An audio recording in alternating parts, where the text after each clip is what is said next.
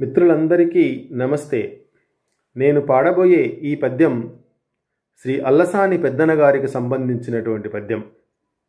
శ్రీ రాయలవారు సభను ఉద్దేశించి తెలుగులో సంస్కృతంబులో ఏకకాలములో కవిత్వమును గూర్చి చెప్పమన్నప్పుడు సభలోని కవులందరూ కూడా తటపటాయిస్తుంటారు.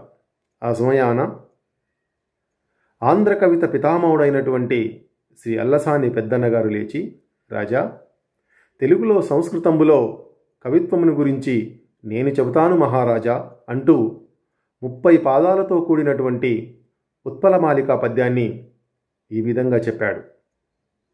ఆ పద్యం మీకోసం.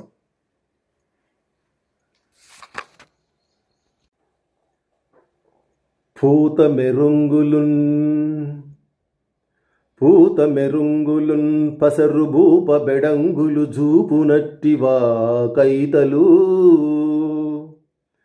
జగ్గు నిగ్గు నెనగావలె గమ్మున గమ్మనన్వలెన్ రాతిరియున్ పవల్ మరుపురాని ఒయల్ చెలియార జంపు నిద్దాతరి తీపులో ఎనగదారసిలన్ వలెలోదలంచినన్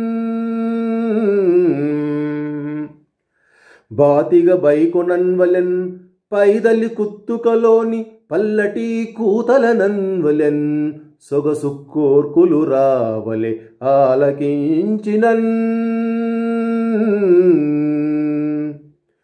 చేతి కొలంది కౌగిట చేర్చిన కన్నియ చిన్ని పొన్ని మేల్మూతల చన్నుదోయివలే ముచ్చటగావలే పట్టి చూచినన్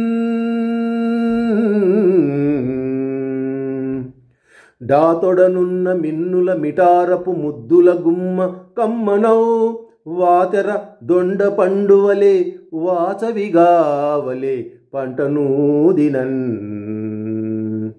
గాతల దమ్మి చూలి దొరకైవస పుంజవరాలి సిబ్బె పున్మే తెలియబ్బురంపు జిగి విబ్బరం పుబ్బగు గబ్బి గుబ్బి పొంబూతలనున్న కాయ సరిపోడిమి కిన్నెర మెట్ల బంతి సంగాతపు సన్నబంతి బయగారపు కన్నడ గౌడ పంతుక సాతత తాన తానల పసన్ దివుటాడెడు గోట మీటబల్ మ్రోతలు నొంబలెన్ హరవు మెల్లముగావలే అచ్చ తెలుగు ఈ రీతిగన్.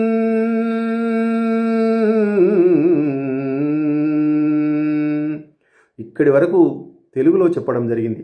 Thank you.